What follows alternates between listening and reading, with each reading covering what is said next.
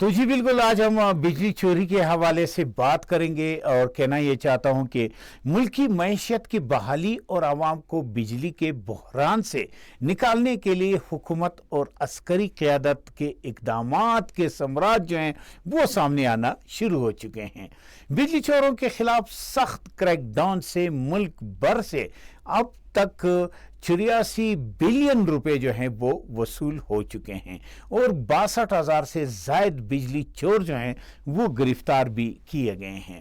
24 تا 31 مارچ کے دوران متعلقہ اداروں نے لاہور، گجرانوالہ، فیصل آباد، ملتان اور اسلام آباد سے بجلی چوروں سے 1.05 بلین جو ہے وہ وصول کیے۔ اسی طرح پشاور، حیدرآباد، سکر، کوئٹہ اور غیر ضم شدہ علاقوں سے 0.599 بلین جو ہے وہ وصول ہوئے۔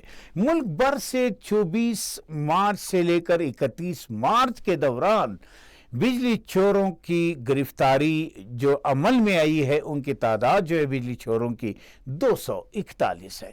متعلقہ ادارے ملک بھر سے بجلی چوروں کے مکمل خاتمے تک اپنی کارروائیاں جاری رکھنے کے لیے پرعزم ہیں۔